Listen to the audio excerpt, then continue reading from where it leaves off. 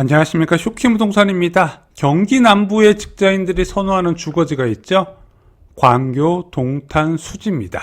이들 지역의 수요가 늘어나는 이유와 각각의 장단점 그리고 어떤 선택이 좋을지 한번 제 개인 의견을 말씀드리는 시간을 갖도록 하겠습니다. 2023년 부동산 시장의 바닥을 찍고 나서 회복되는 과정에서 새로운 트렌드가 생겼죠. 바로 양극화입니다. 자, 상급지는 2021년 전고점을 뚫고 연일 상승 중에 있고 하급지는 2023년 바닥 가격에서 크게 못 벗어나는 지지부진한 모습을 보이고 있습니다. 지역별 양극화도 존재해요. 경기 남부 지역 같은 경우는 이제 꾸준한 회복세가 나타납니다. 수원이나 안양이나 과천이나 성남 같은 지역. 반면에 경기 북부 지역은 약세가 지속되고 있죠. 그래서 경기 북부 지역에 주택 가지고 계시면 좀 많이 답답한 면이 있으실 거예요. 왜 이런 차이가 존재할까요? 이게 DSR 규제하고 취득세 중과 때문에 생긴 현상인데, 시장이 예전엔 투자자 비중이 많았다면 지금은 실소자 중심의 시장으로 바뀌었다는 겁니다. 실소자 중심의 시장에서는 30대와 40대 초반이 이제 주포로 작용을 할 수밖에 없고요.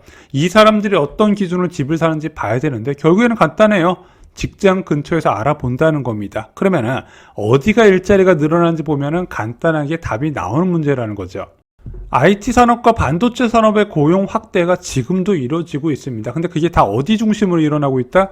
경기 남부 지역 중심으로 일어나고 있다는 거예요. 그러다 보니까 신규 주택 수요가 차원이 다를 수밖에 없다는 거죠. 반면 경기 남부 지역의 특징, 저희가 예전부터 말씀을 드렸는데 이 경기 남부 지역이요, 빈 토지가 없어요. 전부 다 개발이 완료돼서 다 사람들이 사용하고 있다 보니까 뭐가 없다? 신도시가 없습니다. 그래서 신도시 보면 동쪽과 서쪽에 많이 배치되어 있죠. 경기 남부 지역에는 신도시도 없다 보니까 3기 신도시 영향권에서 서울과 더불어서 배제되는 지역이기도 합니다. 경기 남부에서 선호하는 주거지는 대부분 비슷해요. 광교, 동탄, 이신도시, 용인시, 수지구. 그럼 어떤 선택을 해야 될지 이제부터 하나하나 살펴보겠습니다. 먼저 이 영상을 제작할 때 좀 예상되는 댓글이 있어요. 당연히 광교지, 광교 중앙 S클래스 16억이야. 아니 동탄역 주변 몰라? 동탄역 롯데캐슬 17억인데 이렇게 가격을 보고 여기가 상급지다 이렇게 말씀하시는 분들 많이 계실 거예요. 하지만 경기 남부 신도시의 특징이 있습니다. 광교 신도시 한번 볼까요? 자, 광교 신도시 내 광교 해머로라는 아파트 있습니다. 전용 84 타입 7억부터예요. 반면에 광교 중흥 S클래스는요 16억부터 호가랍니다. 자, 동탄 이 신도시 볼까요? 동탄역 롯데캐슬 17억부터입니다. 하지만 동탄역 포레너스 6억 2천만 원부터예요. 똑같은 광교 신도시고 동탄 이 신도시인데 가격 차이가 많이 난다는 거죠. 그래서 가장 비싼 단지의 비교보다는 현실적으로 많이 찾는 가격대에서 비교하면서 영상을 제작했습니다. 맞벌이 부부가 많이 찾는 아파트 가격대는 8억에서 13억 사이입니다. 좀 오랫동안 맞벌이를 해오시고 좀 소득이 많은 분들은 12억, 13억 무주택에서 한 번에 노리신 분도 계시고, 또 이제 막 시작하신 지 얼마 안 됐는데 소득이 높은 분들은 한 7억에서 8억 정도에서 찾으시더라고요. 그래서 이 가격대에서 문의가 가장 많아요, 현실적으로. 그럼 어느 지역을 많이 살까요? 각각의 장단점을 보면서 한번 결론을 내보겠습니다. 용인시 수지구에서는 어떤 단지를 많이 찾나요? 신분당선 성북역 주변을 많이 찾습니다. 여기 신축 주상복합이 많이 밀집되어 있거든요. 또한 대형 상업시설에다가 도보로 이용 가능한 학원과 그리고 공원들도 꽤 있는 편이에요. 그래서 여기는 용인시 수지구에서 좀 대장 역할을 하는 단지가 있고요. 여기 접근하시려면 보통 신축 같은 경우는 10억에서 13억 사이로 접근을 하셔야 됩니다. 그리고 좀 자금이 부족한 분들이 많이 접근하는 데가 바로 수지구청역 주변입니다. 교육과 교통은 선호 지역이죠. 자, 매매 가격은 7억에서 9억 사이인데 좀 가성비가 좋다는 이야기가 많이 나오는 지역이고 지금은 전고점 대비해서 꽤 많이 반등한 상태예요. 용인시 수지구의 장점부터 말씀드립니다. 일단 잘 발달된 학원과 뿐만 아니라 교육도 준수하다고 알려져 있어요. 아파트 가격 대비요. 또한 훌륭한 교통은 말할 필요도 없죠. 수지구청역에서 강남역까지 25분 만에 갈 수 있습니다. 이게 굉장히 짧은 거리예요. 생각보다 강남역에서 20분대 접근하는데 많지 않습니다. 대표적으로 구성남 지역 강남 접근성 좋다고 하지만 실제 30분대 걸리거든요. 관승 없이 한 번에 갈 수 있는 장점이 있다는 거죠. 여기에 강남역만 갑니까? 판교도 갈 수 있고, 또한 여기까지 반도체 공장들의 셔틀버스가 오다 보니까 그래도 직주 근접성이 굉장히 좋은 편으로 분류가 되죠. 용인시 수지구의 단점은 무엇인가요? 첫 번째는 난개발입니다. 자, 계획 없이 막 중구난방으로 개발이 되다 보니까 특히 도로 문제가 심각해요. 출퇴근 시간에 불편할 수밖에 없다는 거죠. 두 번째는 구축 중심이라는 겁니다. 수지구의 대부분 아파트는 구축화가 되어 있는데 이 구축 아파트가 그렇게 재건축 사업성이 좋지 않다는 한계점도 있다는 거죠. 다음으로 살펴볼 곳은 광교 신도시입니다. 광교 신도시에서 가장 선호도가 높은 것은 바로 광교 중앙역 주변 고가 아파트가 많이 밀집되어 있는 지역인데, 자, 이 지역들의 아파트 가격이 워낙 높기 때문에 이 중에서 하나 말씀드리면은 광교 센트럴뷰 29평 12억부터 시작하는 거 한번 관심을 가지실 만합니다. 그 다음으로 대다수 분들이 관심을 가질 만한 것은 이제 상현역 주변이 아닐까 생각이 들어요. 그래서 광교자이 더 클래스가 이 지역에 좀 어느 정도 대장 역할을 하는데, 광교 더 포레너스라고 가성비 좋은 아파트가 있거든요. 비역세권 쪽으로. 그런 쪽까지 한번 잘 살펴보시면서 기회를 살펴보시는 게 좋을 것 같습니다. 광교 신도시 장점 무엇일까요? 일단 계획도시라는 게 크죠. 상가, 공원, 도로, 학원가 모든 것이 잘 갖춰져 있다 보니까 특히 어린 자녀 키우기 좋다는 이야기가 많이 나와요. 여기에 준신축 아파트가 있다 보니까 구축 아파트에 비해서는 수요가 훨씬 많을 수밖에 없겠죠.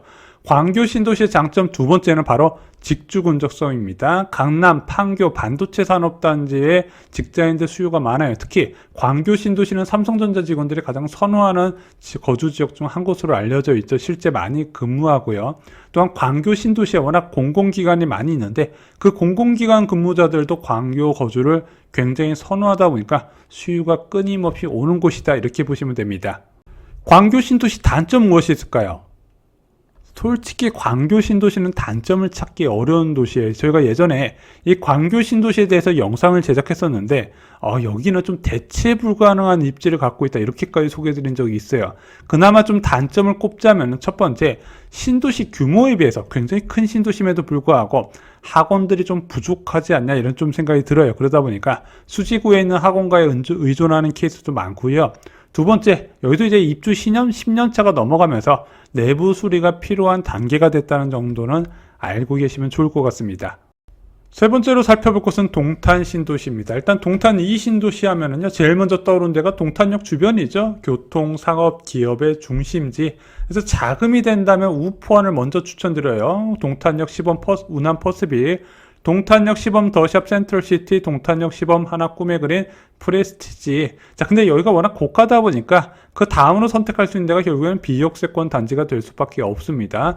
여기서 멀어질수록 가격이 하락하는데 가급적 동탄 신도시를 매수할 때는 좀 시범 단지 중심으로 추천을 드리고요. 또한 여기가 군데군데 상업 시설들이 잘 되어 있습니다. 그래서 상가 가까운 것, 학원가 주변을 선택하시는 것을 추천드려요. 이거는 뭐 어느 신도시나 다 똑같죠.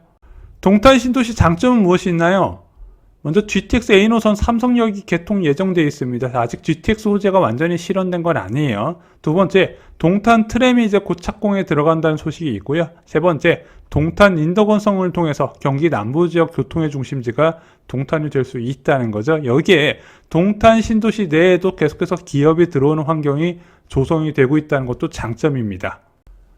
또한 동탄 신도시는 경기 남부 반도체 클러스터의 최대 수혜지기도 합니다. 지금 용인 지역에 삼성전자와 하이닉스 할 것 없이 대규모 투자 계획을 발표하고 추진 중에 있는데, 그러다 보니까 장기적 주택 수요 증가 기대감이 있는 거예요. 왜? 그 사업장, 반도체 클러스터 주변에 그렇게 거주할 만한 지역이 많지 않거든요. 동탄 신도시 단점 보겠습니다. 첫 번째는 동탄 신도시, 이 신도시는 굉장히 큰 규모죠. 그러다 보니까 여전히 아직도 공급 가능한 토지가 많이 남아 있습니다. 그래서 지금 신주거 문화타운뿐만 아니라 이제 공급을 미뤄섰던 공공분양들도 대거 나올 예정이에요. 그러다 보니까 뭐 입지가 확실한 동탄역 주변은 그렇다 치더라도 비역세권 같은 경우는 좀 수요가 분산되는 효과가 있어요.